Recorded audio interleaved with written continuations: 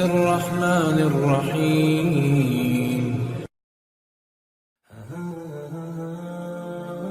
اللہ کے رسول حضرت محمد مصطفیٰ صلی اللہ علیہ وآلہ وسلم بار بار امام حسین کو بلند کر کے دنیا کو یہ بتاتے تھے کہ یہ حسین مجھ سے ہے اور میں اس حسین سے۔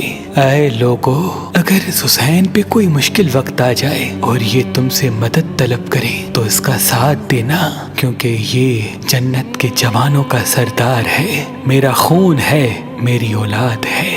لیکن افسوس، ابھی رسول اللہ کی رحلت کو تھوڑا وقت ہی گزرا تھا کہ کربلا کے میدان میں ایک طرف 9 لاکھ کا مجمع تھا تو دوسری طرف وہ حسین جس کو اللہ کے رسول اپنے کندھوں پہ سوار کرتے تھے۔ امام حسین علیہ السلام اپنے نانا کی امت سے بار بار کہتے رہے کہ کیوں میرا رستہ روکا ہے؟ اے لوگو، پہچانو، میں تمہارے نبی کا نواسا ہوں۔ کیوں 3 دن سے میرے بچوں کو پیاسا رکھا ہے؟ کیوں میرے عزیز و اقارب کو شہید کیا ہے؟ بتاؤ، کیا میں نے رسول اللہ کی شریعت میں ترامیم کی ہے؟ کسی انسان کا حق کھایا ہے؟ کسی انسان پہ ظلم کیا ہے؟ اتنے میں فوج یزید ایک آواز میں کہنے لگی، اے حسین، ہم سب تجھے تیرے بابا علی کے بغض میں قتل کر رہے ہیں تاکہ یزید ہماری جھولیاں دولت سے بھر دے۔ امام حسین نے فرمایا، اے لوگو، آج جس اسلام کا علم تمہارے ہاتھوں میں بلند ہے، یہ علم میرے بابا علی نے بلند کیا۔ مت بھولنا، خیبر و خندق میں اگر علی نہ ہوتے تو اسلام کی فتح ناممکن تھی۔ وہ علی جس نے پوری زندگی اسلام کی تبلیغ کی، حق کو بلند کیا، رسول اللہ کی حفاظت کی، آج اس علی کو یہ اجر دے رہے ہو۔ اے لوگو، بتاؤ، اللہ کے رسول نے بار بار میرے بابا علی کا ہاتھ بلند کر کے فرمایا تھا کہ جہاں حق ہوگا وہاں علی ہوگا، جہاں علی ہوگا وہاں حق ہوگا، اور آج اس علی اور اولاد رسول کو یہ اجر دے رہے ہو۔ اتنے میں یزید کی فوج کے سپہ سالاروں نے دیکھا کہ کہیں فوج میں بغاوت نہ ہو جائے۔ اے شمر، کیا دیکھ رہے ہو؟ حملہ کرو۔ بس لاکھوں کی فوج نے جب رسول اللہ کے نواسے پہ حملہ کیا، امام حسین علیہ السلام نے اللہ کا نام لیا اور ذوالفقار کو نیام سے نکالا۔ تاریخ گواہ ہے، ایک طرف لاکھوں کا مجمع اور ایک طرف 3 دن کا بھوکا پیاسا حسین ابن علی۔ زمین پہ اس طرح کی جنگ پہلے کبھی نہیں دیکھی تھی کہ ایک تنہا انسان لاکھوں کے مجمع کو اس طرح سے فنار کر رہا ہے کہ فوج اشکیا واپس پلٹ کے بھاگنے لگی۔ امام حسین فوج یزید سے مخاطب ہو کے فرماتے ہیں، آؤ، 3 دن کے بھوکے کی جنگ دیکھو، 3 دن کے پیاسے کی جنگ دیکھو، رسول کے اس نواسے کی جنگ دیکھو، اس کی جنگ دیکھو جس کا جوان بھائی مارا گیا، جس کے جوان بیٹے کو نظروں کے سامنے قتل کیا گیا، جس نے اپنے ہی ہاتھوں سے اپنے بچے کی قبر بنائی۔ امام حسین شیر کی طرح فوج یزید سے لڑ رہے ہیں۔ اتنے میں آواز غائب آتی ہے، حسین، تیرا اللہ تجھ سے راضی ہوا۔ بس اس صدا کا سننا تھا، امام حسین علیہ السلام نے اپنی ذوالفقار کو تھام لیا۔ اتنی میں عمر بن سعد کہتا ہے، شمر کیا دیکھ رہے ہو؟ یہ علی کا شیر ہے، اس کو مات دینا ناممکن ہے، جاؤ خیموں کو آگ لگا دو۔ بس کچھ ظالموں نے بیبیوں کے خیموں کو آگ لگا دی اور کچھ امام حسین کو دور سے تیر مارنے لگے۔ امام حسین کبھی بیبیوں کے خیموں کی طرف بڑھتے ہیں، کبھی فوج کی طرف جاتے ہیں۔ عمر بن سعد اور شمر نے فوج کو 4 حصوں میں تقسیم کر دیا اور یہ کہا کہ کوئی بھی حسین کے قریب نہ جائے، جس کے پاس جو چیز ہے وہ دور سے حسین کو مارے۔ جس کے پاس نیزہ تھا اس نے نیزہ مارا، جس کے پاس تیر تھے وہ تیر مارتا رہا، جس کے پاس برچیاں تھی وہ برچیاں مارنے لگا۔ تاریخ نے لکھا جس کے پاس مارنے کے لیے کچھ نہ تھا وہ کربلا کی گرم زمین سے مٹی اٹھا کے امام حسین کی طرف پھینکتا رہا۔ امام حسین کے جسم مبارک پہ ہزاروں زخم لگتے رہے، آپ کے جسم مبارک پر اتنے تیر تھے کہ آپ کا جسم مبارک نظر تک نہیں آ رہا تھا۔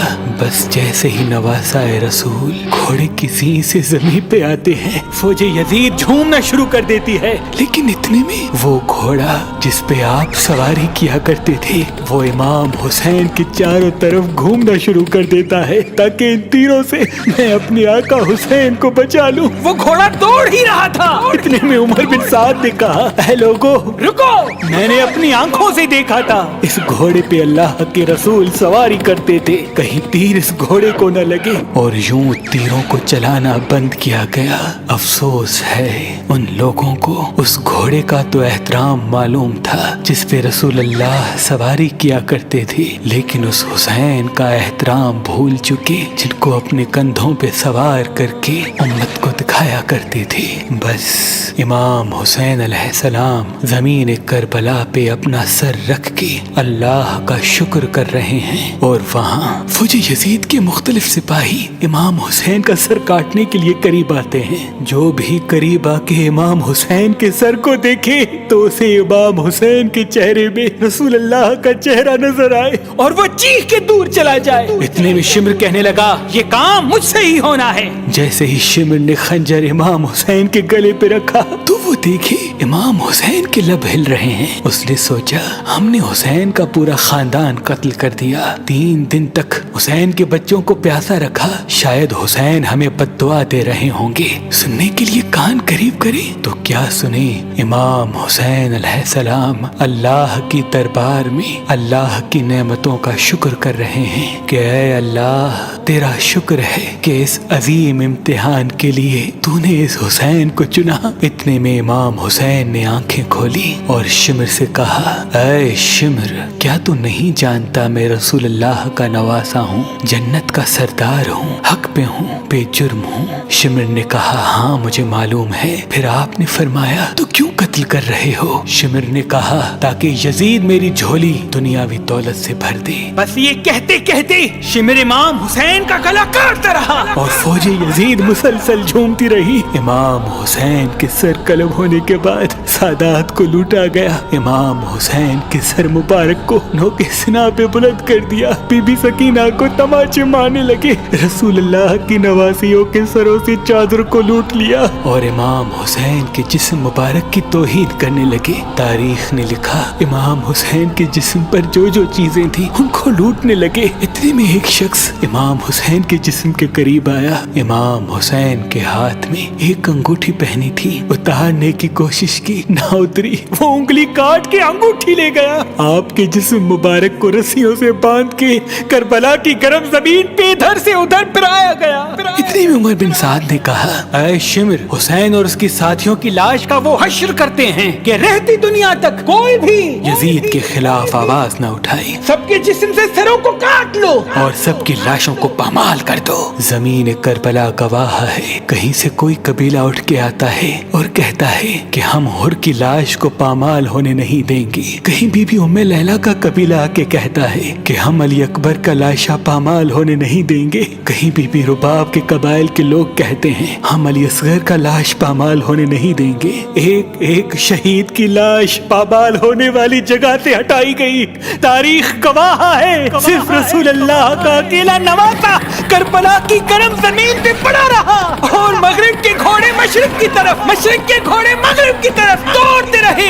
امام حسین کا جسم پامال ہوتا رہا۔ امام جعفر صادق علیہ السلام فرماتے ہیں، میرا سلام ہو میرے اس غریب دادا پر جس کی لاش کو اس طرح سے پامال کیا گیا کہ ان کی دائیں پسلیاں بائیں پسلیوں کی طرف چلی گئی اور بائیں پسلیاں دائیں پسلیوں کی طرف چلی گئی، جن کا سینہ اور پشت ایک ساتھ ہو گیا۔